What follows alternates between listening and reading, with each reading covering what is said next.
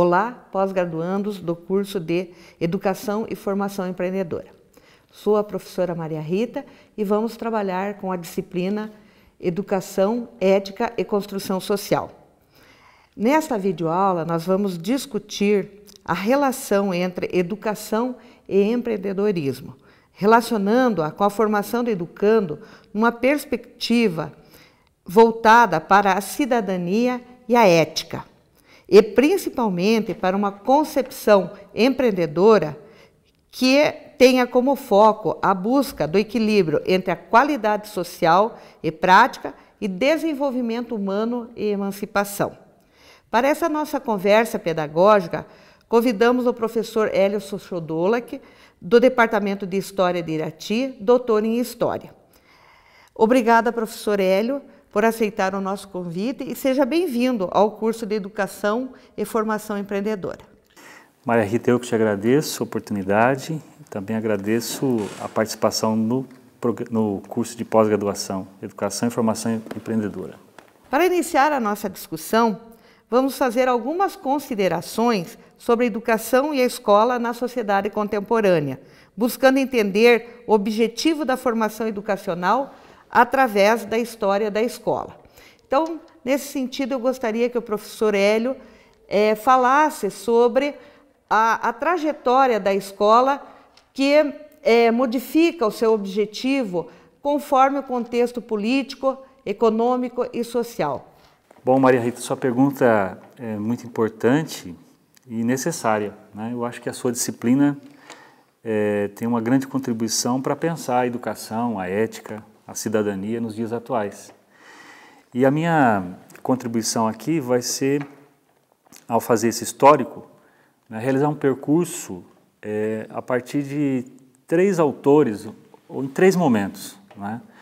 Um primeiro momento é fazendo um histórico de como que a escola se tornou o que é na modernidade. E para isso eu vou me basear principalmente no Vigiar e Punir, do Michel Foucault, neste livro aqui. Um segundo momento é como que essa escola e os valores modernos entraram em crise, com a crise das metanarrativas, né? E aí eu estou me referindo principalmente ao autor Jean-François Lyotard, né, com este livro A Condição Pós-Moderna.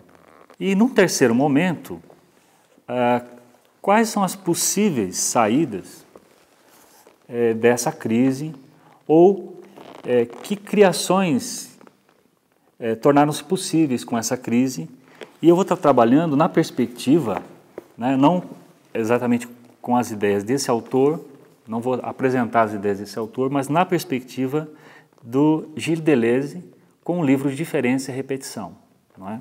Abordando a concepção de uma escola do mangue ou escola rizomática. Na sequência, eu gostaria que você complementasse com o seu trabalho, né, com a sua pesquisa de doutorado sobre a experiência da Escola da Ponte, que sintetiza um pouco essas reflexões que eu vou colocar na primeira parte. Bom, as ciências humanas, elas surgem no momento, né, que Michel Foucault chama de moderno, no século XVIII, com o Iluminismo, e é um momento que o homem se torna problema, ou se torna objeto do conhecimento. Agora, ela não surge do nada, né? A filosofia não está isolada da história, e no mesmo momento que o homem se torna um problema, a questão era como transformar este homem em algo útil para a sociedade, algo útil para o mercado. Então, a escola se torna importante e necessária nesse momento, juntamente com outras instituições que o Michel Foucault chamou de instituições de sequestro. Então, juntamente com hospitais, com os quartéis, com as prisões, as escolas aparecem com o objetivo do quê? De disciplinar os corpos, disciplinar as mentes, corrigir esses corpos e essas mentes, para que as pessoas se tornassem úteis, disciplinadas para a vida em sociedade, né? Basicamente, úteis ao trabalho. Então, nós estamos vivendo o contexto do iluminismo, mas também da Revolução Industrial. Bom, nesse modelo prevalece a hierarquia, prevalece a vigilância, prevalece a punição, né? E o sequestro como parte dessa punição. Então, a escola aparece como castigo, né? Então, tira-se o indivíduo da sociedade, assim como a prisão, assim como o hospital, e vai corrigi-lo, vai deixá-lo saudável, vai torná-lo dócil, né? Bom, o Foucault observa que, nesse momento, o modelo que se constrói de arquitetura é o modelo panótipo. Então, tanto as escolas quanto os hospitais e as prisões vão se basear nesse modelo, né? Um modelo que permite a vigilância, a máxima vigilância, com o mínimo custo, né? Então, qual é o sonho, qual é a narrativa que se constrói nesse momento? De indivíduos dóceis, disciplinados, trabalhadores obedientes, né? Bom, qual é a promessa que essas instituições fazem? Uma completa inserção na sociedade, né? O criminoso se torna novamente útil, o estudante se torna um trabalhador, o doente se torna alguém saudável e assim por diante, né?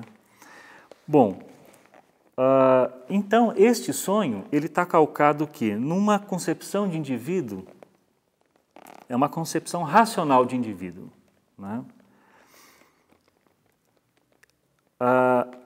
Que é um sujeito universal, baseado no cogito cartesiano, portanto, penso, logo existo, numa moral que também é universal, como, por exemplo, o imperativo categórico que o Kant constrói, né? E as instituições de sequestro aparecem como as grandes responsáveis por formar essa universalidade, esse indivíduo e essa moral, né? A metáfora que se constrói aí é uma metáfora de uma árvore, que o Michel Foucault muito bem soube captar no seu livro, né, O Vigiar e Punir, com um desenho aqui, uma gravura do século XVIII, né, a ortopedia e a arte de prevenir e corrigir as crianças, as deformidades no corpo. Então, uma árvore sendo, então, endireitada. Era isso que se pensava. A criança, né, o indivíduo nasce torto e precisa endireitá-lo. E a escola faz isso, né?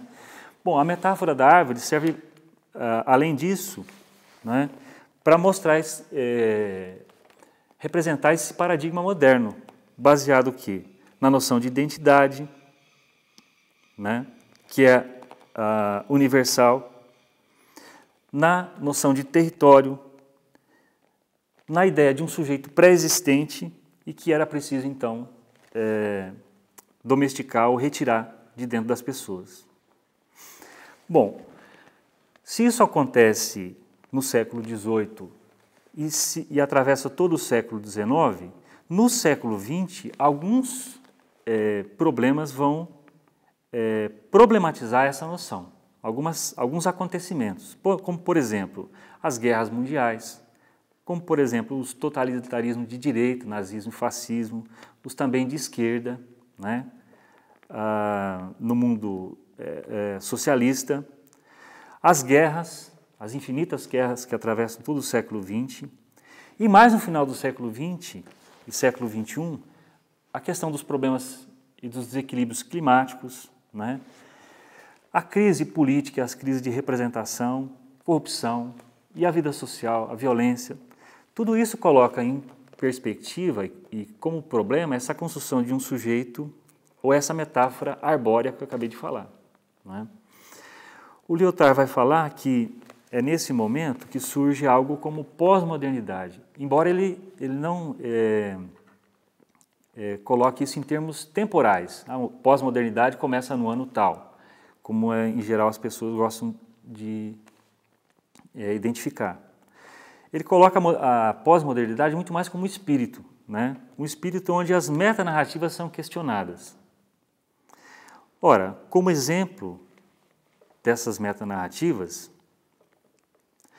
que são visões totalizantes da história e que envolvem toda a humanidade, nós temos as filosofias da história, né, que são construídas no século XVIII também. Nós temos a própria narrativa iluminista, né, e toda a construção, por exemplo, kantiana, dessa vontade da natureza, de aperfeiçoamento da razão, e de que a humanidade sai de um estágio inferior para um estágio, né, superior e melhor. Há sempre uma crença numa evolução e numa melhoria, né?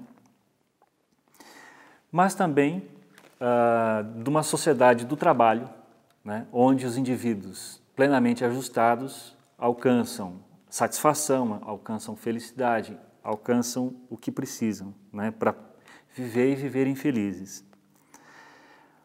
Um outro exemplo é o próprio marxismo, né, que pressupõe que a ideia de uma luta de classes, mas que há um movimento de um pior para o melhor, né, de um capitalismo para de uma sociedade baseada em classes, classe detentora dos modos de produção e classe excluída, para uma nova sociedade, uma sociedade sem classe, uma sociedade comunista. Ora, o século XX vai mostrar que essas utopias ou que essas metanarrativas elas não se sustentam historicamente, né? Bom, diante disso, a pós-modernidade seria o momento em que essas narrativas, essas grandes narrativas, são colocadas em dúvidas, colocadas em xeque e passam a não mais orientar a vida, né? É o que nós costumamos chamar de crise de valores, uma crise existencial, né, que acomete a todos em maior ou menor grau. Bom, então se a escola ela foi construída, pensada e ela foi institucionalizada também a partir desse movimento da construção de um paradigma moderno, né, a partir do século XVIII, XIX, né, dá para lembrar a unificação alemã, a unificação italiana, que ocorrem investindo maciçamente na educação básica. Então, a unificação de um Estado e a garantia da existência de um Estado, do Estado moderno, é a partilha de uma cultura, a partilha de uma língua, a partilha de uma economia, transmitidas principalmente pelo sistema educacional. Então, se a escola foi pensada dentro desse contexto, dessa construção arbórea de uma sociedade, né, é natural que, numa pós-modernidade, a escola também esteja em crise, né? Se essa sociedade, esse modelo, esses valores estão em crise, é natural que a escola também esteja em crise. Mas as crises, elas sempre trazem duas facetas. Uma faceta de uma reflexão sobre os seus procedimentos, as suas práticas, os seus valores, e a construção de novos valores, de novas possibilidades.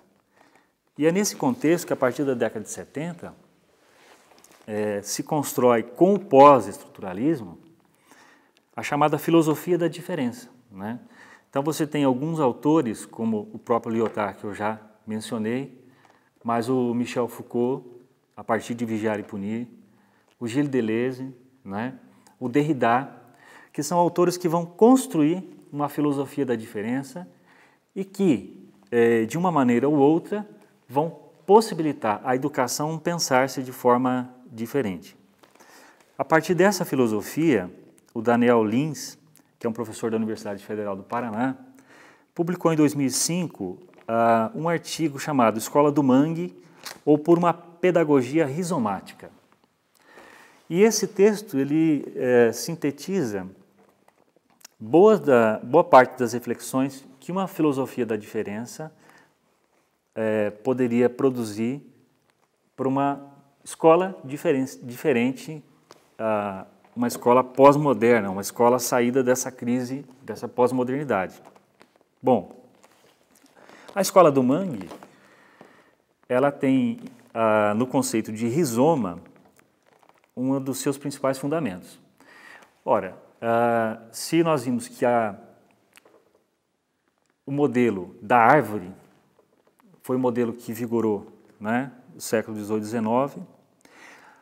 O modelo da raiz ou do rizoma, e no caso aqui o Daniel Lins chama do mangue, né, é um modelo que vai ser usado para pensar uma nova educação.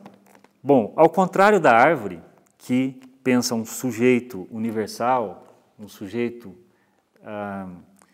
que o Nietzsche chamaria de apolíneo, o mangue não tem um início e um fim, né? O mangue só teria meio, são raízes, né?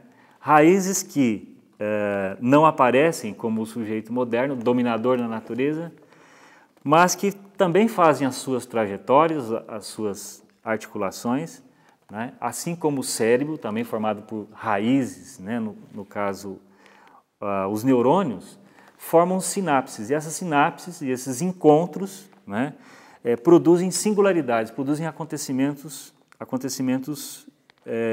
totalmente inéditos, né? Esse movimento não é um movimento estriado, né, que você possa localizar, que você possa mapear, como no sonho de uma escola moderna, os indivíduos colocados todos em fileiras, todos em ordem, né, com conhecimento sendo transmitido e repassado de alguém que sabe para alguém que não sabe, né? A palavra aluno já significa isso, sem luz. Então, aquele sem luz vai captar a luz do iluminado, o professor, né? Então já há um conhecimento prévio. Numa escola rizomática, né, os acontecimentos são inusitados e desaparece a hierarquia, né?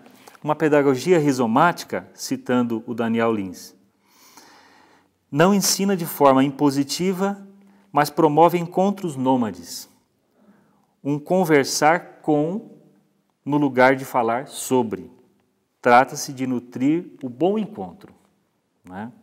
Esse bom encontro seria então marcado pelo desejo ético, pelo desejo estético de criação. Então, uma escola rizomática, uma escola do mangue, ela pretende ser uma produtora de conhecimento e não uma reprodutora, né? Alguém que tenta formar indivíduos padronizados, universais e idênticos, né? Então, a filosofia da diferença oferece um contraponto a uma filosofia da igualdade, né? Nós não somos iguais, nós somos diferentes. Então é uma aposta totalmente invertida, né? Porque o que se deu de significado para o termo de igualdade se encaixava muito bem na metanarrativa. Nós buscamos a igualdade, todos iguais. Na prática isso não acontece.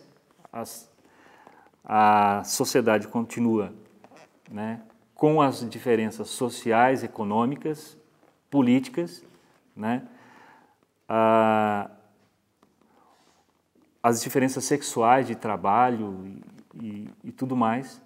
Ora, é preciso viver as diferenças e não tentar buscar a igualdade padronizando a cultura, né? Então, não há uma transmissão de saber, não se aprende com a razão, isso é uma modificação grande com relação ao modelo anterior, mas se aprende com todo o corpo, né? Com a cabeça, com o raciocínio, mas também com a imaginação, com os afetos, com os sentidos, né? É uma pedagogia, citando de novo Daniel Lins, dos afetos alegres em detrimento das certezas tristes, né?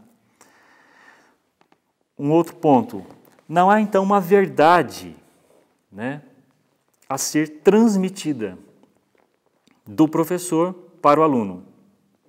Professor e aluno são ambos dotados de saberes, experiências, vivências, logo não são folhas em branco, né? Cada um, da sua maneira, tem assim, um capital cultural, né? É preciso criar um ambiente, então, de uma cumplicidade rizomática que não seja gramatical, que não seja hierárquica, né? Nesse contexto, o programa ele passa a ser visto não pode ser uma camisa de força, né? E muito menos um guia rígido das ações. Ao contrário de um programa, a construção de oficinas e de projetos, né? Bom, o projeto, ele levanta hipóteses, mas ele não transmite uma verdade. A verdade ele é construída a partir da investigação, né? Em oficinas, os oficineiros vão praticar esses conhecimentos, vão pôr em teste esses conhecimentos, né? Bom, aqui sim você tem a substituição de um outro que precisa ser formatado como um eu, né? Explicando melhor, que o aluno tenha que se parecer com o professor, mas porque ele é sem luz, né? Porque ele é uma árvore a ser corrigida, né?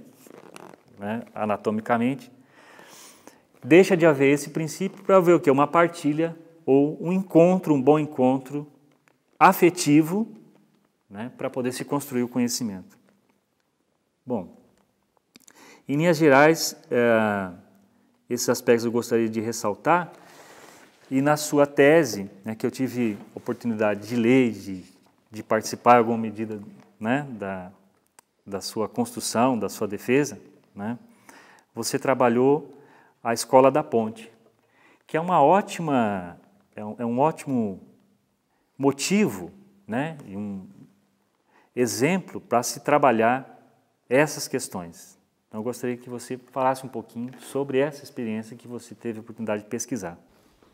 Na minha tese de doutorado, procurei buscar escolas que quebrassem com esse paradigma mais que vem, né, desde das questões do século XVIII e XIX, dessa crença da educação para a ordem, para o progresso, formando um ser igual, né, saindo um ser igual lá no final. E uma das escolas que a gente estudou foi a Escola da Ponte. A Escola da Ponte em Portugal, ela é uma escola que começou como... Ela é uma escola que, quando José Pacheco, que foi o idealizador da escola, a assumiu, ela estava com muitos problemas, como as nossas escolas brasileiras têm. Falta de estrutura física, falta de estrutura humana, e todos os problemas aí que nós conhecemos das nossas escolas. E ele começou a trabalhar pela busca de valores que realmente representassem um novo fazer, pela solidariedade já na questão, na questão do uso da escola, as crianças se inteirando de como utilizar melhor os espaços, inclusive os banheiros, onde não se tinha porta e se fazia, quando ia alguém ao banheiro, né, até interessante, ele pedia que saíssem mais alunos, cuidassem da porta, buscando essa solidariedade. Mas, ao mesmo tempo, não se acomodando com não se conformando com essa situação da escola, buscando nos pais o apoio e trazendo os pais para a consolidação de uma escola bastante diferente na maneira de organizar o pedagógico. Trazendo para esse pedagógico não mais essa estrutura da escola que enfileira os alunos e da escola que tem um professor à frente e que todos devem aprender no mesmo ritmo, na mesma marcha, todos os conteúdos. Não. Passou-se a não ter mais essa sala de aula como nós conhecemos, confinados, alunos confinados dentro de uma sala de aula ou confinados em séries. Se desiste dessa concepção de séries, de alunos colocados em séries diferentes. Os ambientes são amplos, são grandes, né? São centros de aprendizagem, seja da língua, seja das ciências exatas, das ciências naturais, onde o aluno vai buscar o conhecimento, ele vai trabalhar o seu conhecimento, vai construir esse conhecimento a partir do quê? A partir do próprio programa que se tem dentro das escolas portuguesas, mas ele ele vai construir, ele vai conhecer todo o programa, ele vai conhecer a escola realmente no seu seio, né, como que é formado esse projeto, esse programa das disciplinas, e aí ele vai construir o seu projeto. O professor passa a ser aquele que vai orientar, aquele que é um elemento a mais para o aluno aprender, mas não o principal elemento para o aluno aprender, porque o aluno busca o conhecimento dentro da biblioteca, o aluno busca o conhecimento